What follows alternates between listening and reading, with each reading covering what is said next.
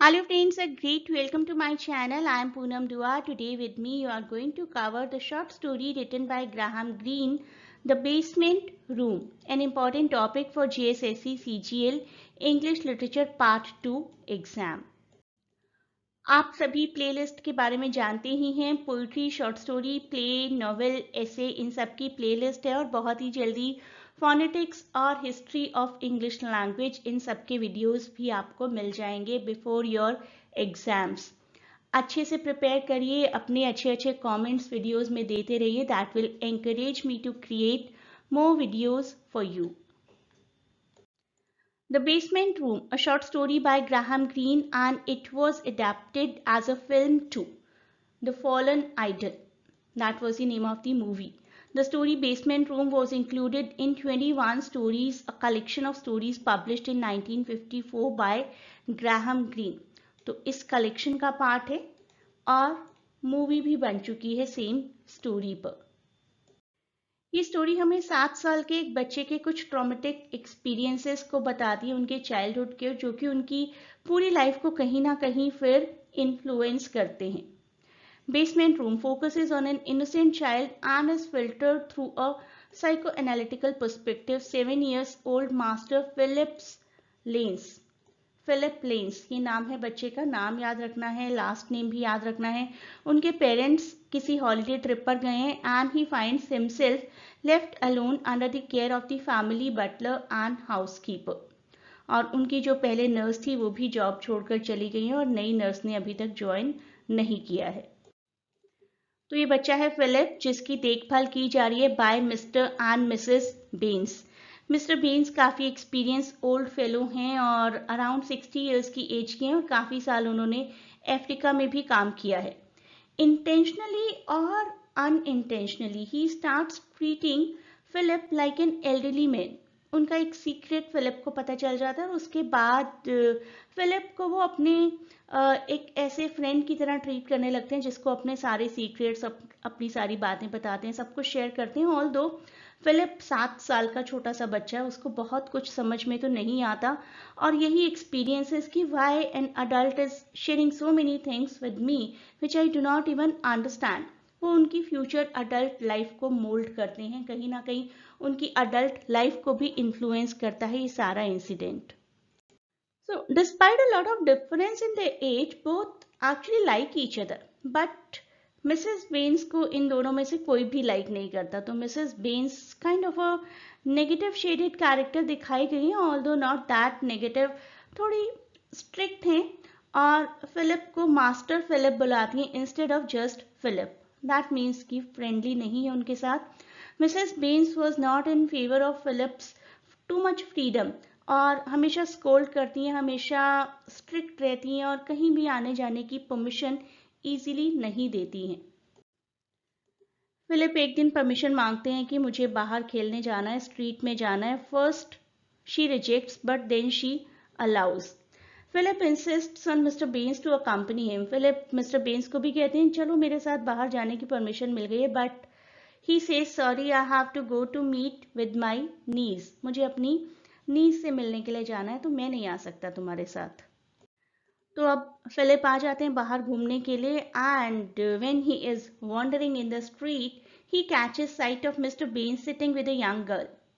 When Philip calls Mr. Baines in the tone of Mrs. Baines, he startles and introduces the girl as his niece.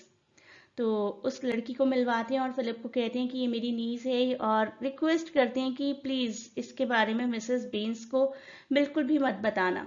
At this moment, Mr. Baines treats Philip as an old man, not a child, adult person. Philip is willing to help him, but उनको कुछ खास समझ में नहीं आता कि क्या करना है और क्यों करना है, क्यों छुपाना है। उसके बाद से मिस्टर बेन्स को ऐसा लगने लगता है कि फिलिप को अपने दोस्त की तरह ट्रीट कर सकते हैं और उनको अपनी सारी फीलिंग्स बताने लगते हैं। मिस्टर बेन्स declares that Mrs. Baines is away from home for some days and it is the best chance to eat, drink and have fun and to enjoy some moments with Emmy, जो कि उनकी friend है जिससे कि उन्होंने नीज कहकर introduce करवाया Philip को। And he also tells Philip that he is, fed up with that old disgusting lady, Mrs. Baines. तो मिसेस बेन्स से मैं बिल्कुल परेशान हो चुका हूँ and she is my new friend Amy, और एमी के साथ कुछ दिन मैं एंजॉय करना चाहता हूँ because Mrs Baines is not at home. तो एक दिन इन तीनों को मौका मिलता है और मिस्टर बेन्स, एमी और फिलिप ये तीनों जू विजिट करने के लिए जाते हैं। मिसेस बेन्स को इन द मीनवाइल डाउट्स होते रहते हैं और हमेशा वो फिलिप को कोक्स करती रहती है to tell something about the extramarital affair of the husband. Mrs Baines भी थोड़ा क्लेवर प्ले करती हैं और एक दिन अपने हस्बैंड को एक टेलीग्राम भेजती हैं that she is away for 1 more day, लेकिन उस टेलीग्राम को भेजने के बाद वो उसी दिन घर पर आ जाती हैं। मिस्टर और मिसेस बेन्स के बीच में एक स्कफल होता है, छोटी सी फाइट होती है जिसमें कि मिसेस बेन गिर जाती हैं। Philip was unable to understand as to why she was lying on the floor. Philip जब उन्हें देखते हैं गिरा हुआ तो उन्हें समझ नहीं आता है कि why she is lying on the floor. He escaped from the house and desired to stay in the garden that was far away from the adult world. उनको ये बड़े लोगों की दुनिया समझ नहीं आती है कि सीक्रेट्स क्यों रखने हैं, क्यों छुपाने हैं, क्यों लड़ाई करनी है, आराम से एंजॉय करो। लेकिन अडल्ट वर्ल्ड में ऐसा नहीं होता ना, it is not that simple. Philip was terrified and had felt insecure in such a situation. तो फिलिप को बड़ा ही इनसिक्योर सा फील हुआ कि मेरे घर में लड़ाई चल रही है and the lady is lying on the floor. उनको कुछ भी समझ में नहीं आता, वो सब कुछ छोड़कर एक गार्डन में चले जाते हैं। However, he was recovered by the police and brought him back to his Belgravia house. उनके हाउस का नाम आपको याद रखना है, this can be a question, which was now piled with secrets. अब तक तो बहुत secrets जमा हो चुके थे ना यहाँ पर। Philip resisted to enter the house because he thought Mrs. Baines lying in the hall. He was afraid of her even though he came to know she was dead. तो मिसेस बेन्स का ऐसा टेरर था उनके दिल दिमाग पर कि उनकी डेथ के बाद भी वो डर रहे थे। अपनी ओल्ड एज में जाकर भी फिलिप इन सभी इंसिडेंट्स की वजह से थोड़ा सा ट्रॉमेटिक और टॉर्मेंटेड फील करते हैं और कहीं ना कहीं जब भी हमारे बचपन में कुछ भी होता है, बहुत अच्छा बहुत बुरा कुछ भी, उसका इम्पैक्ट कहीं ना कहीं पूरी लाइफ में रहता ही है और ऐसा ही हुआ फिलिप के साथ। The basement room reveals the psychology of an innocent child and the impact of the incidents that changed the entire personality of the child. The story portrays the journey that began with a sense of excitement and ended with rejection of the world that the child had discovered. तो बच्चे की life की जब शुरुआत होती है, innocence होती है, तो बड़ी एक्साइटमेंट होती है, लेकिन जैसे जैसे बड़े होते होते हम देखते हैं ना कि अडल्ट वर्ल्ड ये क्या चल रहा है इन अडल्ट्स की दुनिया में, लड़ते हैं, झगड़ते हैं, सीक्रेट्स रखते हैं, कहीं ना कहीं वो दुनिया हमारे दिमाग पर बहुत असर डालती है और यही हुआ फिलिप के साथ। तो स्टोरी के कुछ पॉइंट्स को याद रख लीजिए। Short story basement room, author Graham green who was born at 1904 and died 1991. Major characters Philip, Mr. Baines, Mrs. Baines and Emmy. And nature of the story, psychoanalysis of a child's character. अब कुछ question answers भी देख लेते हैं। When was Graham Greene born? The correct answer 2 October 1904.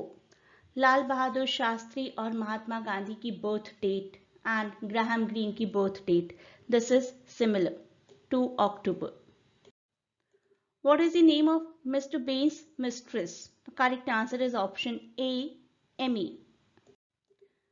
Next question, what is the name of the family house in the basement room? मैंने आपको video में पढ़ाया है, अगर नहीं याद तो एक बार वीडियो जाकर दोबारा देखिए, उससे आपको अच्छे से याद रह जाएगा। अभी तो मैं आपको बता रही हूँ option 4 Belgravia house, that is the right one. अब एक क्वेश्चन जिसका आंसर आप लोग मुझे कमेंट्स में दे सकते हैं। The film Orient express was based on which novel by green? आज नहीं बताया मैंने आपको, ये आज की वीडियो का पार्ट नहीं है, लेकिन हमने JSSC के लिए ही ग्राहम ग्रीन का एक और टॉपिक किया है और उस टॉपिक में मैंने ये फैक्ट मेंशन किया था। I hope you liked the video. Please do not forget to share and subscribe the channel and provide your valuable feedback in the form of comments.